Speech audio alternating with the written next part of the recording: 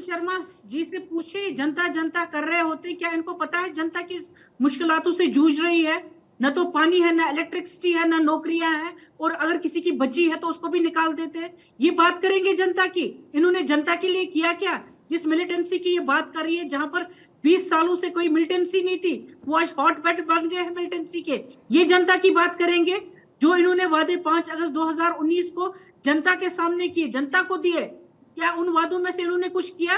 Development जो होती है हर किसी हुकूमत में होती है, चाहे कम या ज्यादा, डिपेंड्स कि फंड्स कितने आते हैं। तो आप कौन सा तीर मार रहे हैं? आप कोई सड़क बना रहे हैं? नहीं, तीर तो ठीक है मैम, वो मारे नहीं मारे, तीर तो ठीक है नीलोफर जी, तीर तो ठीक है, तीर ठीक है, वो मारे नहीं मारे वो एक अलग बात है। लेकिन फिर भी एक ऐसे मुल्क के साथ बार बार बातचीत की बात करना जो देश में आतंकवाद फैलाता हो घाटी के जरिए, उसका क्या कीजिएगा आप? आपका वो स्टैंड नहीं बदलता। फिर उसके बाद ये सवाल बनता है कि आप लोगों के मन में पाकिस्तान के प्रति इतना प्रेम क्यों है? नीलोफर जी, फिर बार बार ये सवाल नहीं चाहते हुए भी दुखते मन से पूछना पड़ता है कि पाकिस्तान के लिए आपके मन में इतना प्यार क्यों है? रफीक साहब, जल्दी से आप 10 सेकंड का काउंटर रखेंगे?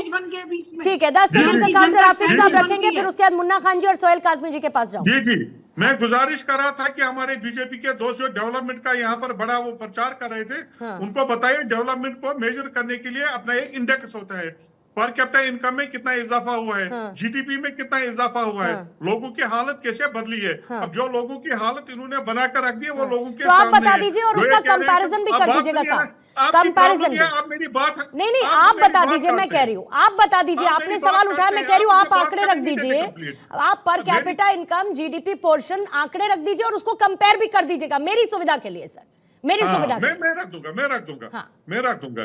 तो मैं गुजारिश कर रहा था आपको कि ये जो कह रहे हैं कि यहाँ के लोग खुश हैं, लोग हमारे साथ हैं, इनसे पूछे वादी में इनको 3 लोग नहीं मिले पार्लियामेंट का इलेक्शन लड़ने के लिए, और ये दावा कर रहे हैं कि जम्मू कश्मीर के लोग उनके साथ हैं। जहां तक पाकिस्तान के साथ बात करने का ताल्लुक है, तो मैं आपको बताऊं, ये लोग कह रहे हैं कि पाकिस्तान से उग्रवाद आ रहा है, पाकिस्तान से मिलिटेंसी आ रही है। यही वजह है कि हम चाहते हैं कि उस मुल्क के साथ बातचीत करके इस उग्रवाद को खत्म किया जाए, मिलिटेंसी को खत्म किया जाए। दूसरी बात, हमारा आधा हिस्सा पीओके की शक्ल में उनके पास है। जब तक आप बात नहीं कर सकते तो पार्टी नहीं, वो तो कह ही रहे हैं कि हम ले लेंगे, वो तो कह ही रहे हैं कि पीओके हमारा हम लेते रहेंगे, लेकिन आप ही उस पीओके का ढिंडोरा और पाकिस्तान का उस पर अधिकार, उसका जिक्र आप लोग करते रहते हैं। ये तो कहते हैं हम ले लेंगे, ये तो कह रहे हैं हम ले लेंगे। ठीक है सिंह साहब थोड़ा सा समय दीजिएगा। अच्छा 10 सेकंड में रख लीजिए, 10 सेकंड में जल्दी से सिंह साहब जवाब दीजिए। 10 सेकंड, अच्छा ठीक है 10 सेकंड। मित्र से 10 सेकंड। देखिए हमारे मित्र ने बहुत अच्छे सवाल पूछा और हम इनको बताना चाहते हैं कि 8.45 किलोमीटर का काजीपुर से बनिहाल तक का सुरंग बनता है, वो भारतीय जनता पार्टी की सरकार। 4.38 किलोमीटर का राम मंदिर सुरंग बनता है, भारतीय जनता पार्टी की सरकार। G20 का सम्मेलन होता है, भारतीय जनता पार्टी की सरकार में। और विदेशी पूंजी, आपके बीच में बोला नहीं, सुनिए तो, विदेशी पूंजी निवेश 2153 करोड़ रुपए का पहली बार होता है आजादी के बाद में, इतनी ज्यादा, वो भारतीय जनता पार्टी की सरकार में। और 2023 में लगभग 2 करोड़ सैलानी आते हैं। ये आपको छोटा लग रहा है? ये वहाँ के आवाम, वहाँ की जनता के लिए बिजली में नहीं ठीक है सिंह साहब, लेकिन इसके साथ साथ फिर सवाल ये भी उठेगा सिंह साहब, इसके साथ फिर सवाल ये भी उठेगा कि आप लोग कहते थे कि 370 हटाने के बाद वहां पर आतंकी घटनाएं बिल्कुल कम हो गई, लेकिन फिर पिछले कुछ दिनों में हुई आतंकी घटनाओं का भी जिक्र करना होगा। ठीक है, मैं आती हूँ सर, मुझे थोड़ा सा समय दीजिएगा, मेरे 2 मेहमानों के पास मैं अभी तक नहीं जा पाई हूँ। मुन्ना जी आपके पास आती हूँ, फिर उसके बाद सोहेल काजमी साहब आपके पास आऊंगी। मुन्ना खान, आप छोटे भाई की भूमिका में लगातार हैं, फिर चाहे कश्मीर हो चाहे कन्याकुमारी तक हो। राहुल गांधी फौरन पहुंचे, स्ट्रैटेजाइज किया, जाहिर है कि आपका अपना कोई ऐसा मेजर जनाधार है नहीं, तो गठबंधन के सहारे ही सही, लेकिन अपनी मजबूती को घाटी में होने वाले विधानसभा चुनावों में कांग्रेस कैसे देखती है? और सबसे बड़ी बात, नेशनल कॉन्फ्रेंस का जो एजेंडा है, क्या कांग्रेस उसके समतल खड़ी हुई नजर आती है या उसमें कोई डिफरेंशिएशन है दोनों के एजेंडेस में? सब अनम्यूट करेंगे मुन्ना खान साहब, अनम्यूट करेंगे सर।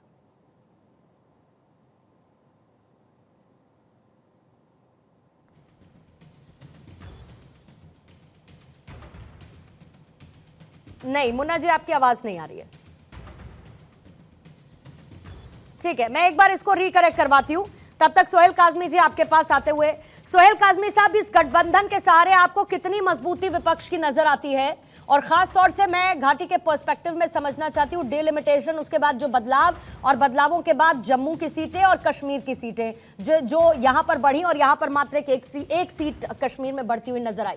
ऐसे में कांग्रेस की स्ट्रैटेजी को आप कैसे देखते हैं, क्योंकि कांग्रेस का खुद का कोई इंडिविजुअल जनाधार है नहीं घाटी में, ऐसे में नेशनल कॉन्फ्रेंस के साथ आना, फिर पीडीपी को भी बुला लेना, लेकिन वही मैं कंपैरिजन फिर बंगाल का भी करूंगी क्योंकि बंगाल में भी अलायंस का पार्ट थे, लेकिन वहां उन्होंने कहा कि हम अकेले चुनाव लड़ेंगे। तो ऐसे में यहां पर आपको स्थिति, सीट शेयरिंग कितनी बात बन पाएगी, एजेंडा क्या रहेगा, क्या कॉमन, क्या फर्क, आप उसको कैसे रीड आउट करते हैं सोहेल कासमी जी? देखिए मैम, दो चीजें हैं जम्मू कश्मीर में।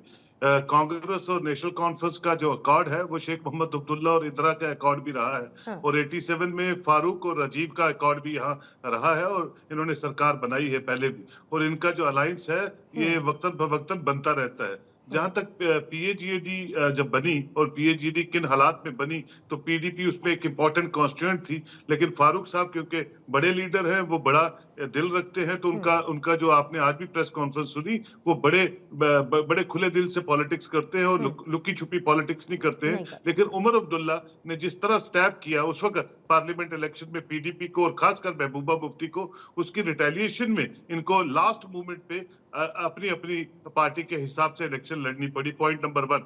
पॉइंट नंबर 2, जब इंडिया ब्लॉक बना और दिल्ली में जब खरगे जी के वहां मीटिंग हुई तो महबूबा जी को भी बुलाया था, she didn't went there. Number 2, informed sources के हिसाब से कल भी राहुल गांधी जी और खरगे जी के न्योते पे महबूबा जी को भी बुलाया था फारूक साहब के घर पे। She refused to join that meeting with NC leaders because of people know, we know, you know, we have debated on these all issues। और उसमें महबूबा जी being a lady, she was the first chief minister of Jammu and Kashmir और मुझे लगता है last है पहली women chief minister बनी थी।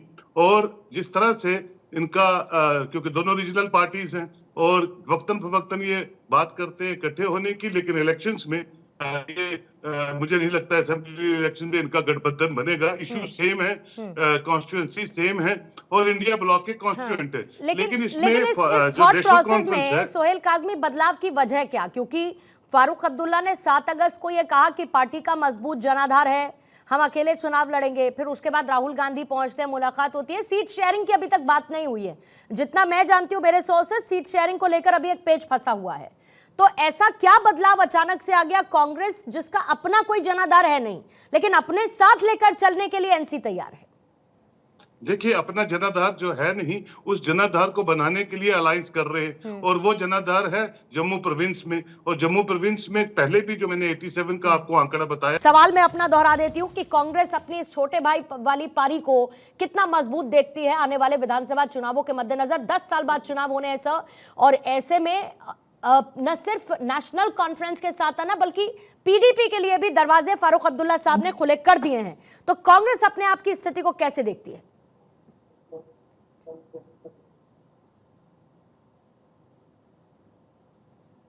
मुन्ना खान जी, आप तक मेरी आवाज पहुंच रही है?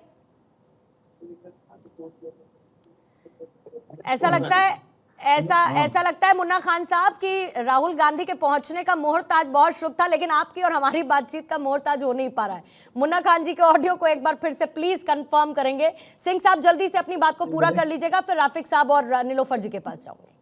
देखिए, 2 चीजों का जिक्र करूंगा। एक तो पहले राहुल गांधी जी की नफरत का जिक्र करूंगा कि मोहब्बत तो कभी दिखी नहीं, ना भारत में दिखी, ना कश्मीर के मामले में दिखी और न किसी चुनाव में दिखी। हाँ, नफरत जरूर दिखी, इनकी भी दिखी और पहले की भी दिखी। देखिए, 370 वाला नफरत किसका था? कांग्रेस का, जिसको बीजेपी ने समाप्त किया। सिंह साहब, एक प्रैक्टिकल बात करती हूँ मैं आपके साथ, प्रैक्टिकल बात करती हूँ। प्रैक्टिकल बात मेरी ये है कि जम्मू में आपकी स्थिति मजबूत रही 10 साल पहले वाले चुनावों में। आपने पीडीपी को साथ लिया, गठबंधन नहीं चला, डिफरेंसेस थे बहुत सारे, फिर उसके बाद तमाम बयानात सामने उनको इतर कर देते हैं। लेकिन कश्मीर में आपको पता है कि आपकी मजबूत स्थिति है नहीं। फिर वहां पर है पीडीपी है, नेशनल कॉन्फ्रेंस है, कांग्रेस साथ में आ जाएगी, फिर गुलाम नबी आजाद को भी साथ लेने की बात चल रही है, ये तमाम बातें हैं। ऐसे में वहां की सीट्स पर बीजेपी अपने आप को मजबूत करने के लिए कौन सी स्ट्रैटेजी रखेगी सामने, अगर आपके क्षेत्रीय पार्टियां हैं जो मजबूत स्थिति में रही हैं? देखिए, आप तुलना करिए 2014 के चुनाव का। 2014 में चुनाव होता है, उस समय भी भारतीय जनता पार्टी को 25 सीटें मिलती है अपने दम पर जब वो चुनाव लड़ती है। बाद में पीडीपी से उसका गठबंधन होता है और उस समय भी आप देखेंगे तो 15 सीटें नेशनल कॉन्फ्रेंस को मिली है और 12 सीटें कांग्रेस को मिली।